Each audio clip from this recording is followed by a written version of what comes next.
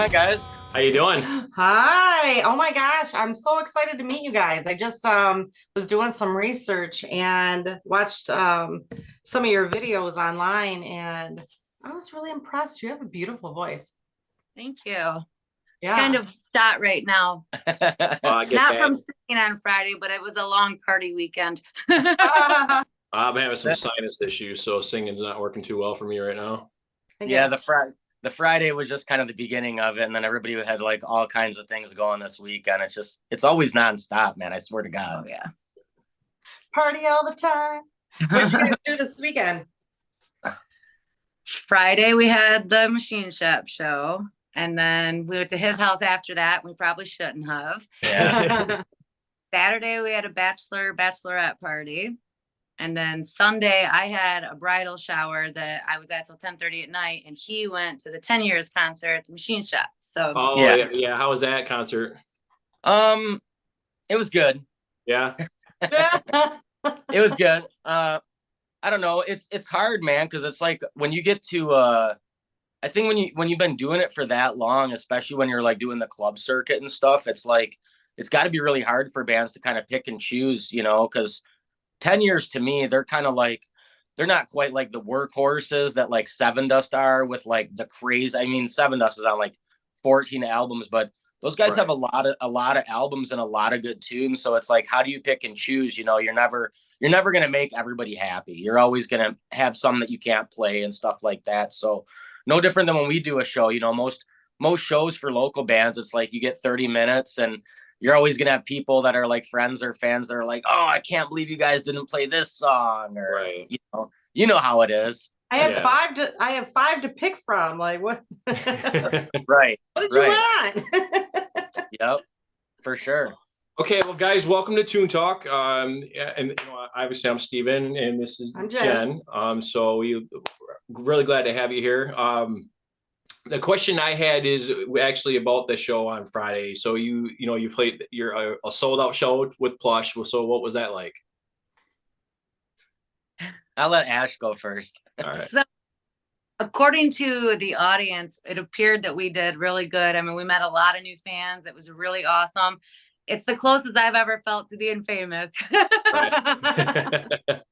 But maybe because we were there, we know how things are supposed to go. There's definitely stuff that I wish I could change. But it was a good night. It was a phenomenal night, man. The energy was awesome. The crowd was sick. Probably the most new fans that we've made at a show. It's like when you're doing this, number one, it's like you got to do it for the love of it more than anything. You got to do it for the love of it, and you got to do it because you have fun with the people you're in the band with. You know what I mean? If you're doing those two things, I mean, to me, that's a win to begin with. But I played so many dive bars over the years in different band, and my whole thought process and theory has always been like, if you walk away that night and you make one new fan, it's a win. Absolutely. It's a win, and you always take it like that. But I mean, this was definitely, because we played, Machine Shop a year ago with Liliac, and turnout was great. It was probably close to sold out, but it definitely wasn't the same after vibe. The after vibe was definitely different, man. The crowd was a lot different. I mean, between the two of us alone, and then Rob and Nate, I mean, we literally lost track of all the photos we took with people. And I mean, it's like, it was like everywhere you can't even remember all the they were people like, can I get a picture with you? Can I get a picture with you? And I'm like, of course you can. Like, let's do it. So you have Rob and Nate, and you guys are all from Flint? Yeah, like the Flint area, like Flint, Burton, Swartz Creek, stuff like that. But yeah, we're pretty much all right in the, probably like a 10-mile radius of each other. And we rehearse at my house in Burton. So it's kind of like the central meeting point. And we do a lot of our, pre-production work there. We have a full board and all of our gear. So we do a lot of like recording ourselves there to prepare for studio and other things like that. So how did your band form? I mean, were you guys like you got a story? Well, so I was in a band with the guitar player Rob back in, when did that end? 2019, something like that. Like 2016 to 2019, me and Rob were in a band called Glass Empires from the Flint area as well with two other guys. And me and Rob have actually been in and out of bands since about 2005. And then we both took, there was probably like a 10-year gap. But either way, Glass Empires ended, and me and Rob still had a ton of material we were working on. And the first thing was we were looking for a bass player, and Rob suggested Nate, who I had known from the scene from like way, way back early on, like early 2000s when I was in the Detroit music scene. And the first time I met Nate, my initial impression was, what an asshole, dude. I mean, just like, and I kind of always, I was like, this is a cocky dude. And it's like, but then you look back on it and you're like, man, a lot of people thought I was an asshole back then. Right. You know, so it's like, so either way, long story short, like we shot Nate a message because he had been to several Glass Empire shows and talked to us online a bunch. And he was like, yeah, man, I'd love to come out and jam. So he came out and we started working on some of the tunes. And then I had been up her ass for almost, I don't know, over a year. For a long time. For a long time. His wife is one of my best friends. Okay. So that's why he knew I even liked to sing. Our kids go to school together. Right on. So that's how we met when our kids were in kindergarten. Like, and I've always known that she's been a phenomenal singer. And I'm like, you got to just come over and just sing some tunes with us. And she's like, no. And then you can tell them what happened. Well, okay, I've never been in a band before, and I don't even, like, rock is not my genre, right? Like, I never really sang much of it, didn't even really listen to much of it, if I'm being honest. And so when he was asking me to do that, I'm like, no, I'm going to go there and make an ass out of myself, right? Because I don't know this stuff. And he called me. Every one of my friends knows I hate talking on the phone. Like, I hate it. And he called me, and when he did, because it was weird, why was Adam calling me? I thought something was wrong with B, which is his wife. So I answered the phone because I needed to know if there was a problem and I needed to help her or something like that. And he rambles off something, I don't remember, something about Girl Scouts. And then he goes, so I really think you should just come over this Wednesday. Learn these two songs. One was from 10 Years and one was from Chevelle, right? Yeah. And I don't like to say no to people when they get me on the spot. On the spot. Yeah. So I was like, you're an ass, fine. And then I went over there, and it was kind of like, it was fun, but it was interesting the first few times, right? Like, I don't think any of us knew for sure it was gonna like gel perfectly yet. And then one night it just, everything clicked and everything changed, and it's just been a freaking blast ever since then. So yeah. And here we are. So, audience, we are here with Ashley and Adam from March Skies. I apologize we didn't get to that part. So another question I had is, you guys been doing this for a minute. So, tell us a little bit about your journey in the music industry so far. Oh, as far as like recording and how that's going. And so, I mean, for her, a lot of it's new. So she's kind of like in our friendship, like she's always the one that's like the planner and like, we're doing this and we're doing this. But like in this band, she's like, I want you to do it and just deal with all that stuff for the most part. And I go with the flow. I just flow. Probably still a little bit of a man's world anyways. Yeah. Well, especially when you take a vote, right? And there's 4 of us and 3 of them are male. They never agree with me. That's not always true. Most of the time, they don't. But yeah, I mean, as far as that stuff goes, like honestly, right now, like we've been doing like the kind of bounce around thing. We're trying to find out like what works best for us in different circumstances. Like what venues do we like playing at? What bands do we, vibe with? As far as the recording goes, honestly, like we're on our 3rd studio, and I'll never like bash people or anything unless somebody super deserves it. But at the end of the day, the bottom line is like, no matter how good the studio is, no matter how good the producer is, if you're not vibing, Right. if you're not selling on that same level, you could be at $1 million studio with Bob Rock. And if you guys aren't getting along and feeling it, you're not going to get the results you want. So, Absolutely. we'll see what happens with this new song. So far, we're really happy with how it's sounding. It's the constant, like we're on round 3 of the mix right now, where we're sending the stuff back, just because it's like, and it's hard because it's like you get to that point where I think a lot of people, you start getting ear fatigue, Right. and you start getting like, okay, am I like really like over analyzing it at this point? Does it really need this? Doesn't it need this? The vibe right now that we had at this last studio, which is called IO Studios in Detroit, the guy's name is Pat. The vibe was really good. Oh, yeah. So, hopefully the end product is going to be something we're all really happy with. So far, the mix is sounding pretty good. We are going to have, we're going to send it out and have it mastered by somebody else, because we did not do that on the last 2. And, well, actually we did on Breathe. Yeah, we did. We did send it out on Breathe. The first 2 we did. That's definitely a favorite of ours. I got that on my playlist. Absolutely. And, the guy who did that, Kevin, he does a good job. Again, it wasn't 100% the right vibe. All 4 of us didn't click. So we had to move on. Right on. Breathe is obviously leaps and bounds from the first 2 songs we recorded, which again, those 2 guys were super cool. Smaller home studio, and we chose to let them master it in-house. And that's on us but it's like you can already see the progression and hear the progression of those first 2 songs, Perfect Prison and The Flame, toward Breathe.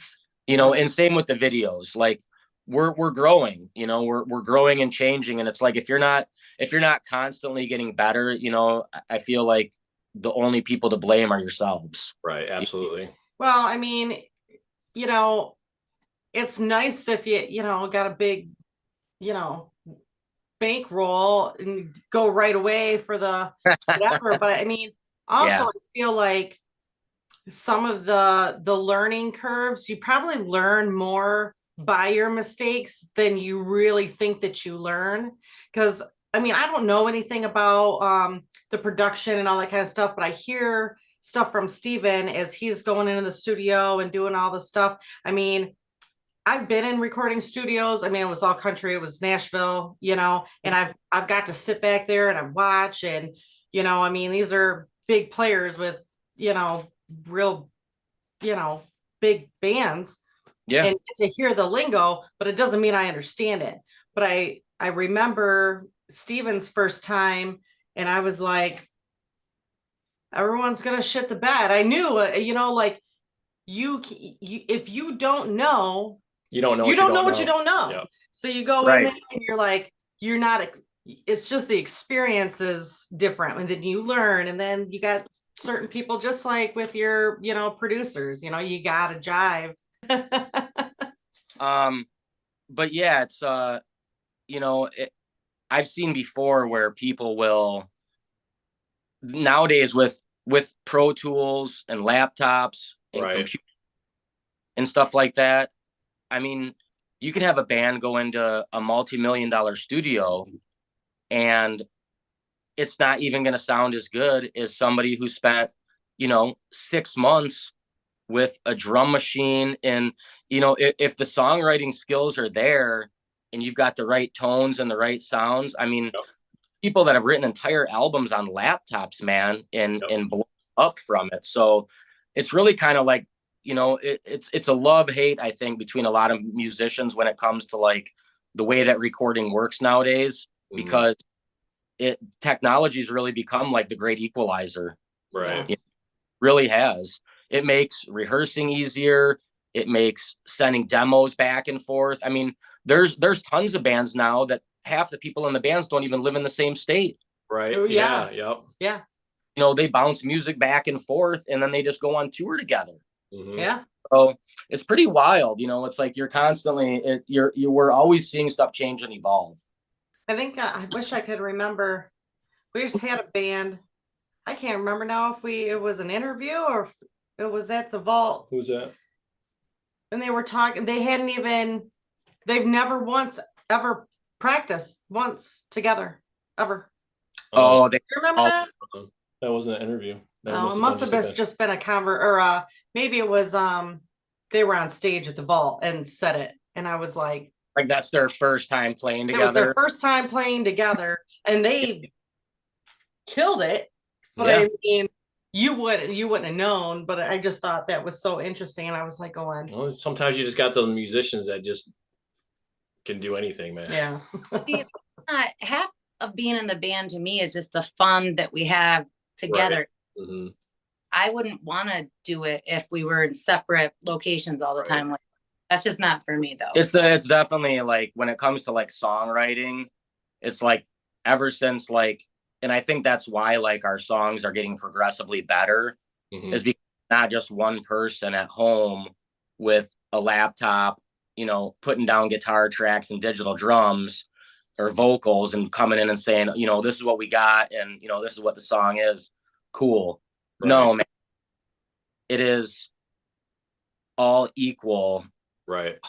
kind of each of us for input on the songs and the finished product and stuff like that.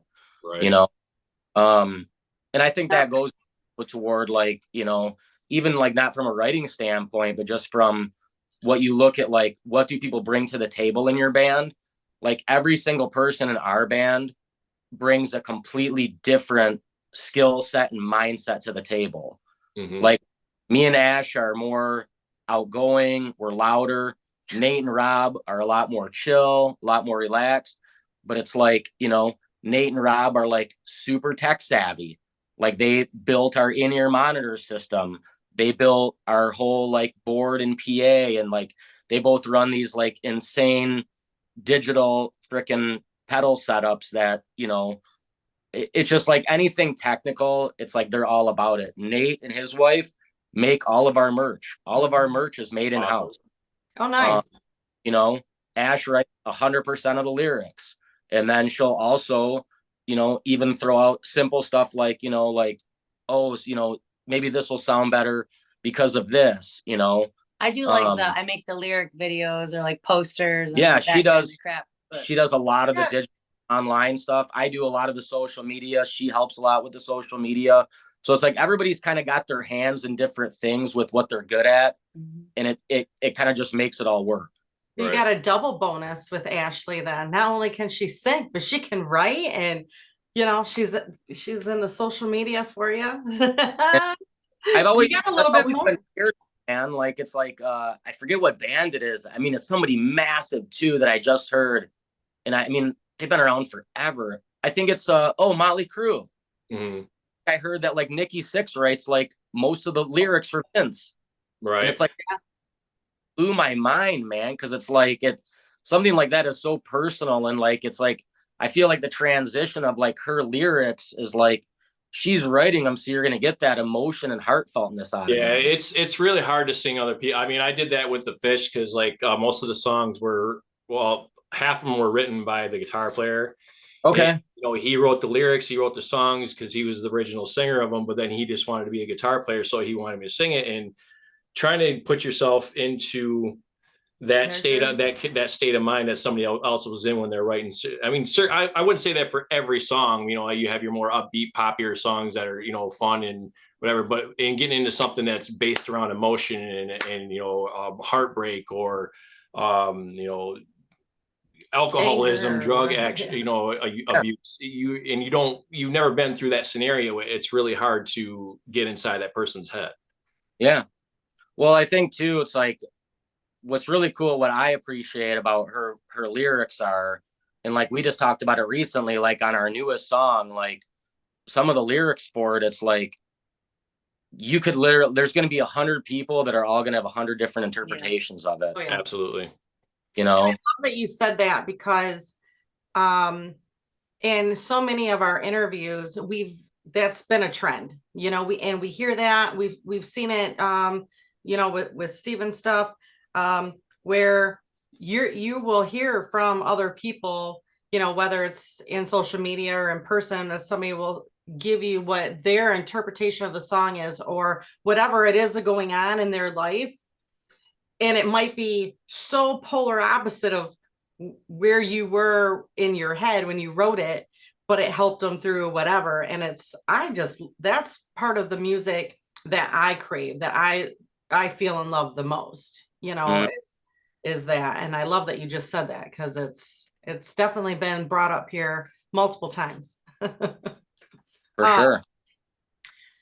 What would you say? I mean, I know that you said that, Ashley, you like this type of music wasn't initially, like, it's not really was your thing. Obviously it is now, because you're killing it. But what would you say your music influences are?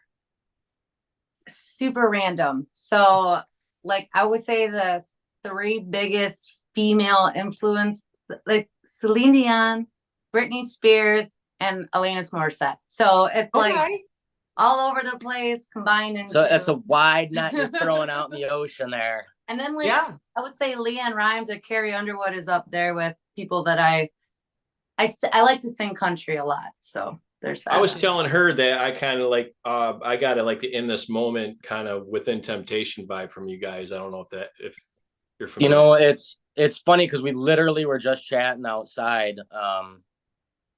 I popped over to her place tonight. Originally, we were going to do it at our rehearsal space, but my wife had something going on there tonight. It was funny because we were talking because at the show, and then one of our friends even messaged us. I think she posted it on one of the online forums today or yesterday. But it's like it seems like there's 2 big themes I've heard a lot when people try to figure out, you know, what they can compare Ashley's voice to, and it's like Amy Lee from Evanescence comes up quite a few times. It's crazy, but and then In This Moment, I've heard you're like the 4th or 5th person that's said that. So there's definitely a theme there. But I mean, even if you look at like the genres that she listens to, like, you know, whether everybody agrees or whether everybody, like, I love all types of music, you know what I mean? Like I listen to I mean, it's like if you watch us play on show, like 99% of the time, like the shirts I wear on stage are always like early 90s rap. like I'm always wearing like a Dre, a Tupac, a Snoop, an Ice Cube. Like we grew up on all that shit, right? man. Yeah, absolutely. Yeah. So did I. Yeah, listen to West Coast rap, you know. But it's like if you look at all those artists that she said, it's like the one thing they have in common, even though they kind of cross different genres, is they're all massive as far as performers. Absolutely. Yeah.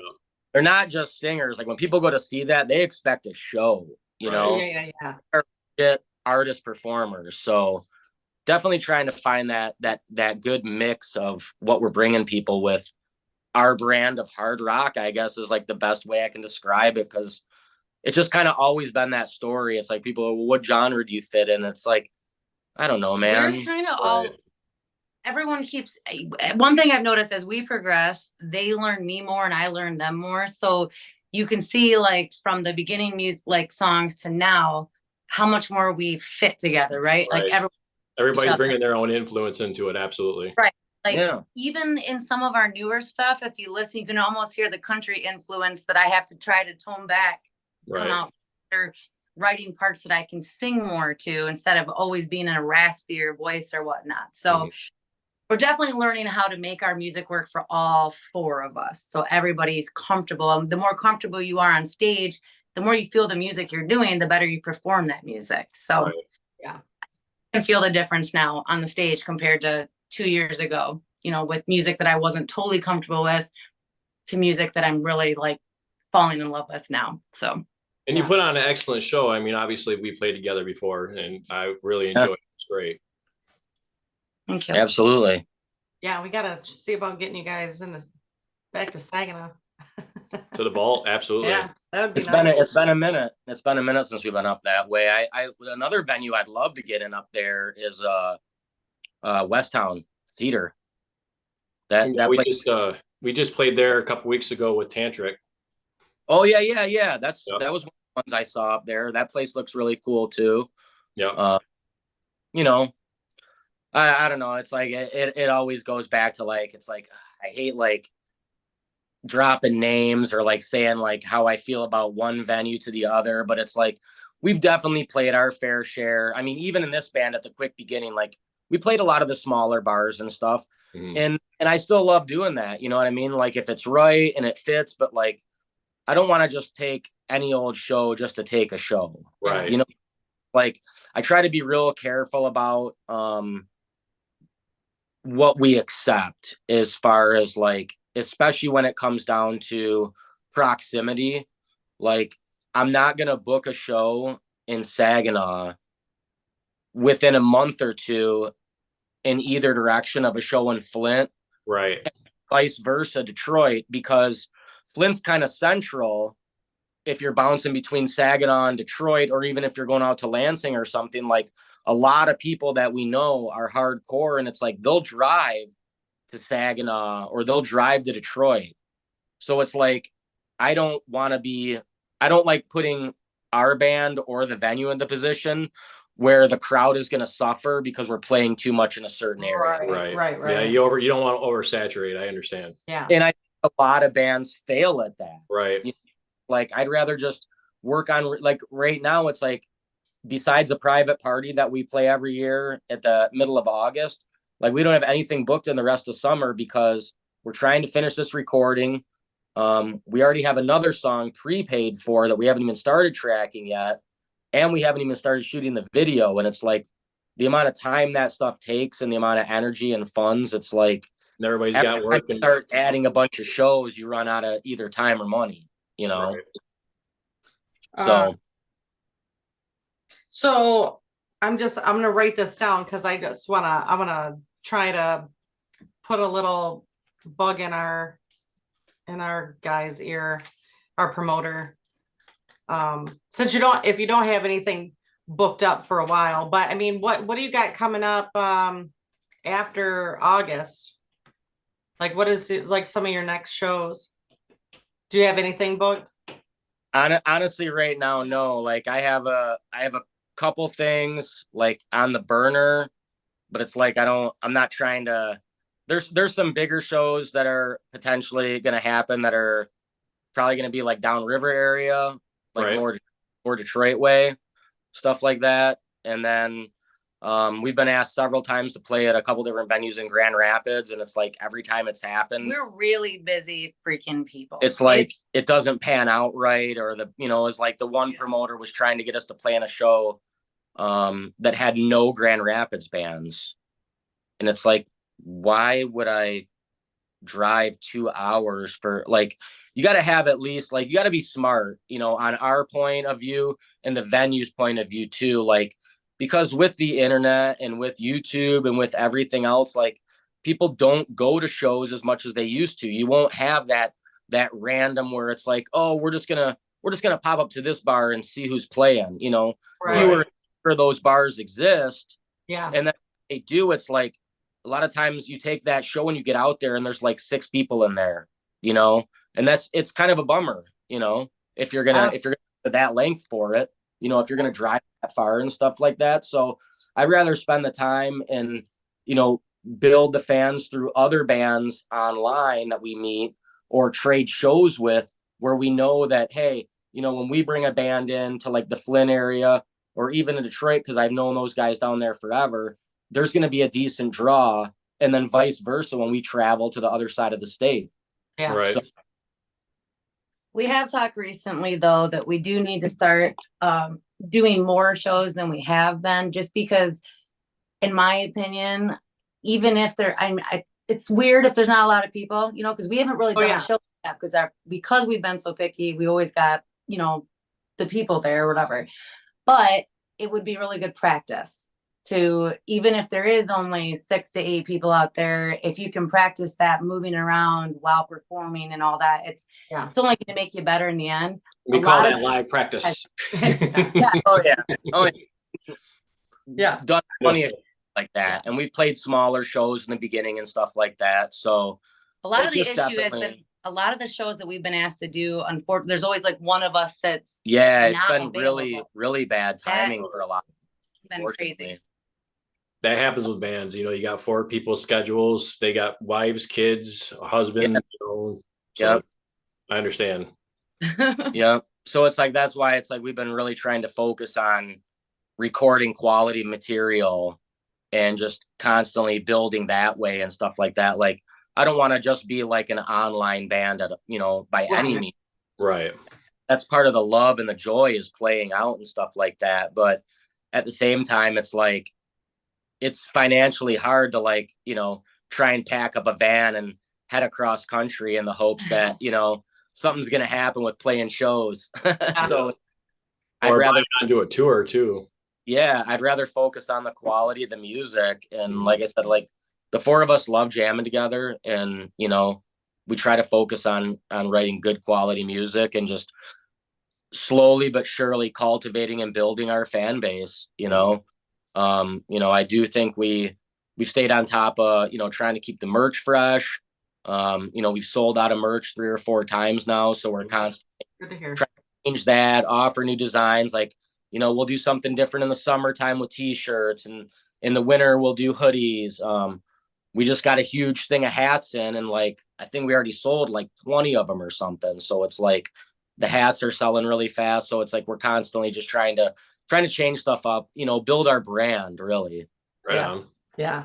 Well, that's, I mean, it's really good to hear when you're selling a lot of merch, because I mean, I've gone to shows and That's a breadwinner for bands. they don't sell any merch shirt. is where it's They at. don't sell anything. Yeah. Like, oh man. Especially because know? it's like don't make a ton of money Yeah. being what's the word I'm looking for? I don't even want to say a local band necessarily, but being an all DIY, no label backing, Right. Yeah. no anything. It's like Unsigned artist. you're not making big money off the door. You're not getting guarantees. We're not a cover band. We're not a tribute band. So it's like Right. there's no X amount. Like I will always try to ahead of time come to an agreement with the venue owners of what acceptable pay is for the distance driven. But one thing I think everybody in the band is we kind of, I know it's probably going to upset a lot of people, but I mean, we're always honest with everybody. We drew a hard line in the sand about ticket sales. Right. Okay. There's a lot of pay to play out there. And I'm not even saying in Michigan in general or Flint in general, across the country in general. Okay. Oh. That is like devastatingly crippling to a band like us to be forced in a situation like that. Mhm. So we took a hard stance on we're not going to do ticket sales. However, we hustle. We will sell tickets. Right. Oh yeah. They didn't require any ticket sales for the Machine Shop show. We still sold tickets. Right. I went up there, I met Kevin, I got tickets. When we played the vault, there's pictures of me online. I went up there, I met up with Tamara, I got a huge stack of tickets, and we slang them and just told people, hey, I'm not guaranteeing you anything one way or another. Whatever I sell, we sell. We'll be happy to help you out, but we're not going to do a guarantee that we have to sell 50 tickets at X amount each, and we're going to owe money the day of the show. That's just something we're never going to do. I'll turn down a show. I don't care. Yeah. So everybody's got to do what they got to do, but that was our one of the big things we agreed on as a band. Yeah. So how does one go about booking you guys? I mean, we've had people reach out, the best way to do it is online, Facebook, Instagram, Gmail, marchskysflint@gmail.com is the band email account. But most of the time, I would say 90% of our shows are through like Facebook Messenger. A lot of You have times to make sure you go to the right one though. Oh yeah, I think we had that problem before when I was trying to, because I had that show up. in Yeah. Kansas City Was that I the fell one through. messaging about this is Yeah. the wrong? Yeah. So Yeah. I changed that to say Skies March, so maybe people would realize it, but we're still having that Yeah. problem. So It was just one of those weird anomaly things that Yeah. happen online where it was like, it was a friends page that was created, but because we had it linked to this, that, the other, it was like we were gonna lose all this stuff if we deleted it. So Mhm. it's kind of a pain in the ass, but for the most part, people have figured out now that it is March Skies. Flint at Gmail is the link for it. But yeah, I would say the majority of that, and then word of mouth, it's like a lot of times I would say the other 50% of the time we get shows from being on a show, from meeting new bands. Right. We played at the Diesel and met the guys from Mr. Cool. And then like last summer, they were like, hey, we do Cool Fest every year. Awesome. You guys should play, it'd be awesome. So we did, and then we hit up our friends and said, hey, there's this other band, Never the Crash, that we're friends with. They should get on that. And then it's like, you guys try to help each other out, So it's like, I'd say like half of it's from online and half of it's from, word of mouth and like playing with other bands and just, and really digging them. And it's hard because it's almost like there's a shortage in like good quality bands out there now. It's especially trying to find ones that you fit with. I don't think that he Right. means say that the bands aren't good quality. It's just that most of the bands out there around here are either tribute or cover bands. Yeah, there's a lot. Yeah, so it's really hard to find, first of all, shows that are for original music, Right. other bands that are in your, that belong on that show with you. That are that they're original gonna music fit. too, because you don't Right. fit with that, right? If Right. you're screaming heavy metal, that doesn't really fit with what we're doing. So Right. Yeah. and there's not a lot of places to play around here in general, right? There's the Right. machine shop, which is obviously your goal always to get on, but you don't get to just get on the machine shop all the time. And all the other bands around here, most of them are places that want cover bands. Yeah. So you Yeah. have to travel for like all your shows, which makes it a lot harder to take shows sometimes because we can't always get there because of work or because of kid things or whatnot. But I mean, it's like the first two venues we played at less than 2 years ago. One was Flint City Hard Cider, was our very first show ever. And then our second show was at a bar called Shiners. and they're both closed. Both those bars are closed. Oh wow. Oh Lord. Yeah, there's only like two venues in Saginaw or three venues in Saginaw: White's, the Vault, and the Hamilton that do live music. With original. With the original. I mean, there's some bars Right. with cover bands, but Yeah. Sure. and then and then obviously doing shows too, you setting them up, you always got to work with other bands unless you have enough material to get through a night. But I mean, what original band really has at this level 4 hours worth of music too at the same Yeah. And that's the thing, man. And nothing against those bands, dude. I get it. It's not my thing. It's not what I want to do. It's not what I'm into. But I definitely get it. And I mean, we've even talked before. We're like, man, like, if we, and because we do like doing covers, we have fun with them. We do Britney Spears, we do Corey Hart Sunglasses at Night. We just did that at Machine Shop. Awesome. When we do the Meat Fest party that Ash throws every year.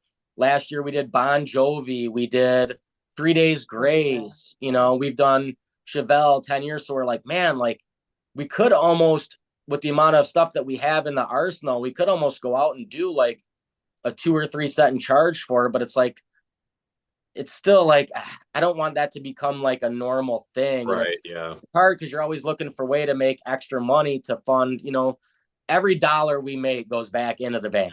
Yeah. Right. I think that would go for pretty much every independent band on the planet. Yeah. Every dollar you make goes back into the still band. not enough. Yeah. I mean, it's fun, you're doing all your originals, but you might throw one cover in each set, and then it's fun, but to try and throw them in to extend the set, just so you could have a full night is another. Well, doing that is then at practices, instead of writing new music and really honing Good in work your on covers, yeah. Yeah. covers, right? Exactly. So there's like, as far as like, I like to throw in a couple for a show because it gets the crowd involved because they don't know Right. your, and they're like, oh, that's fun. I'll listen to them. Right. Yeah. Right. Yeah. You can't just sit there, oh, just so that we can have 2 to 4 hours worth of music. Let's learn a bunch of covers. You are not on your own music anymore. Right. You're yeah. right. I'm going to be doing some solo shows here because we're going to be on hiatus from after this Friday. We're doing a show in Grand Rapids, and then so I just picked up. I'm just going to do a couple hours worth of covers with a couple originals just to fill some time and make some extra cash. But Yeah. I would mainly focus on the original thing too. Absolutely. Yeah. Hard. That's why I said it's like you got to have good content online, man. And it's just how it is now. Yeah. You're always having to adapt and grow and stuff. And it's like, I forget who somebody I follow. The guy that we're hoping to record with one day, Josh Schroeder, up in the Portland area, freaking phenomenal producer. He made a post today about talking about like how bands fake a lot of stuff online and like blow things out of proportion. And I totally saw where he was coming from. And I agree with a lot of the points because he was saying like, people posing in front of like $1 million recording consoles and gear they don't own. Oh yeah. Me and her work really hard at like doing the online thing because it's like you got to keep your presence constantly going. If you don't have that like content, like that's how you get people streaming your music. That's how you get people sharing your music. So you definitely have to embrace that, Yeah. and the necessary evil of where it is now. Things were way 20 years ago. Everybody was going out buying CDs, you know? Yeah. Now it's all online and half of it's free. Yeah. You gotta have the content on YouTube or Spotify or any of those places, and lots of it. And that's what the big thing we're trying to do is build up the arsenal of stuff that's available for people to get their ears and their hands on, essentially. Yeah. It's so funny that you say, like a lot of things get blown up now, because I was just watching something where they're building creator studios that are like 3-story buildings that have rooms for creators with everything under the sun you could ever wish for. So it looks like, hey, I just bought this jet, and you're in front of your $3 million house, or your, $80 million producer whole setup, and the whole gamut. Each room they can make set up, and you pay X amount of dollars, and you have to create your own content, but they provide the room. And I'm still mind blown about it because I didn't know that these already exist. Yeah, it's wild, man. I mean, you think about it and it's like, I always think of that, like those different memes and stuff like that, where it's like the guy's like putting clown paint on his face in the morning. He's like, my dumb ass getting ready to go to my 9 to 5 where some 9 just made $10 million. I know, right? Yeah. It's wild. It's wild, man. It's like, is there any end in sight? Yeah. I don't know. Is what you're watching, when you're watching some of these TikToks or something, I mean, that's where most you never know if anything's real anymore. Yeah. It's not even theirs. It's not even real. They're trying to sell you their product and saying that they're making X millions of dollars, but they're really not. Well, the AI is freaking me out too, because you have these apps, or not apps. Well, yeah, apps that you can take your voice and record it, and they'll make a song out of it. That freaks me out. Yeah. That's nuts. I don't like that at all. Like people writing that, like you won't have to be authentic anymore. Like my daughter sent me a poem, okay, and I was like, oh my gosh, that made me cry. That was so sweet. She said, haha, my AI on Snapchat wrote that. She told it what to write me, like just like 5 points, and it made me this beautiful poem. And I was like, that's what people are going to start doing, that when they write songs, when they do, and that's awesome. But yeah, they have AI lyric generators, and it's already happening, and that's what they say. I mean, it's across all forms of art, you know. It's kind of like, I mean, you say you always got to embrace the future, but it's like, man, it's like it Took the artist away from it. Yeah, took the artist right out of it. wild. Yeah. It's really going to take a lot of the artist and a lot of the heart and soul out of it. But I guess when you look at the grand scheme of things, you know, the mass population, like, you know, are people going to buy into it? It's possible. Oh, yeah, I mean, well, it's definitely a There- double-edged sword. people are definitely buying into it, and they're definitely going down that road because it's easy money. I mean, if all you have to do is get, you know, X amount of followers and X amount of likes, of course they're gonna take the easy way, you know. Hopefully, Yeah. you know, hopefully there's some sort of repercussion for Yeah. those types of people, because there's no artistry Right. in that whatsoever. So that's super disappointing. But you know, I do want to point out how important it is, though, to like and follow and subscribe and share. Oh yeah. You know, and I sometimes feel like I'm, you know, beating the dead horse when I say subscribe. Please subscribe. Like, you're on the channel, you know, you're watching the video on YouTube, you like it, you know, like, don't just follow me, hit subscribe. And I feel like there's some weird psychology behind it that they don't. It's like, I feel like, oh, I subscribed.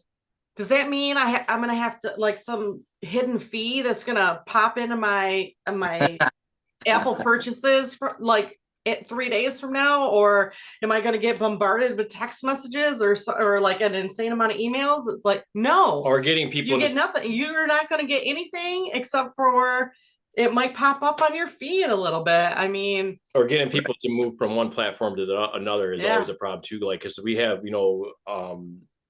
a good amount of followers on our Facebook, but getting people over to YouTube is Oh man, yeah. an issue. we've had this conversation with so many. I That don't is know how to do it. that is the hardest thing on. So Yeah. my whole theory on it is it's like anything. Like, they want your money.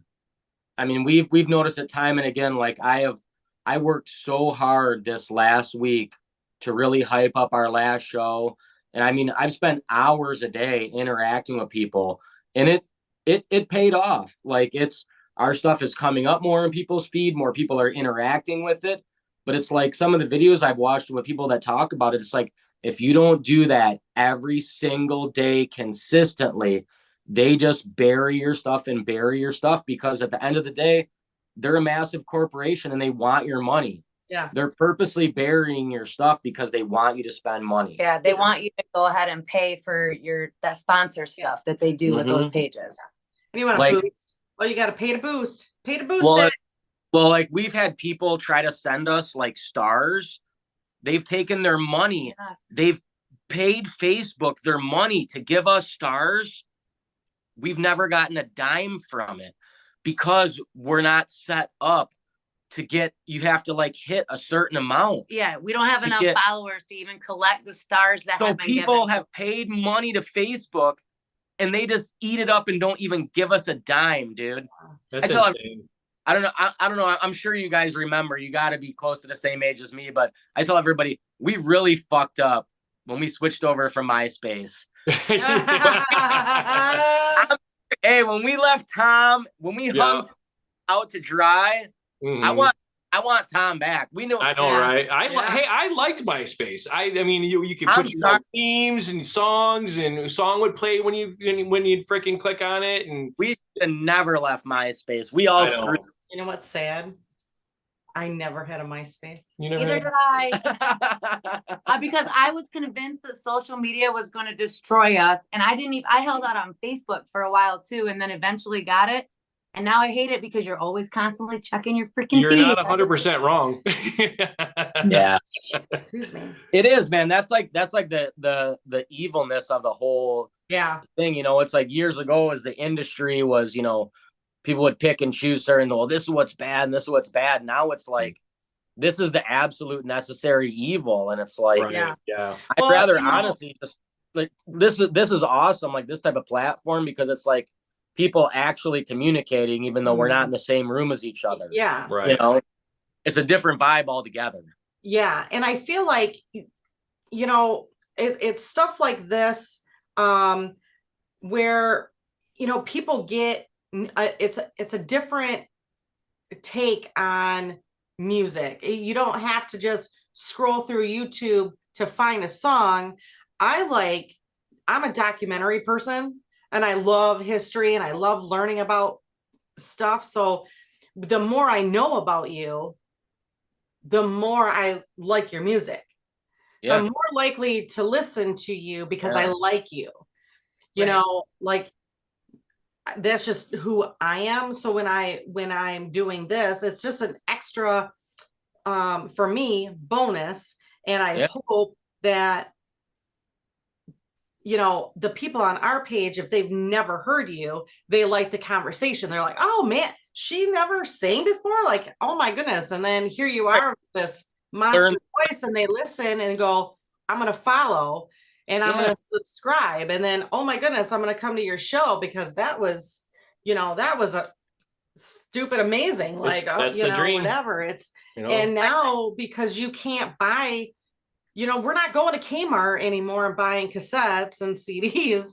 You know, Yeah. we have to rely on YouTube and Spotify and all this and build that following in order to ever see a dime, and you're working your butt off, you know. So I'm hoping that, you know, it's platforms like this that, you know, Well, it's like, but that's the thing, like, and what people should get is like, you know, what you see is what you get, you know, like when we're out playing a show, even if we're not playing a show, if we're going out to a show to watch another band or just hang out or do whatever, like that's what you get, man. Like if you want to talk about music, if you want to talk about our music, if you want to talk about freaking taco trucks and 90s hip hop, dude, like I'm down. Like let's have a conversation. And that's happened so many times at different shows where it's like we don't have to be talking about March Skies or a song or like we're just normal people, man. just We like out. it's fun for us, that just that night out, that hang out with different people and connecting and chatting. Someone said to me the other day after the machine shop, they were like, it was really cool to watch you interacting with everybody because you treated every person that came up to you like they were all super important. And like, it wasn't just take a picture. It was, you had a conversation, you give them a hug, you talk, whatever. And I'm like, I don't understand why you wouldn't want to.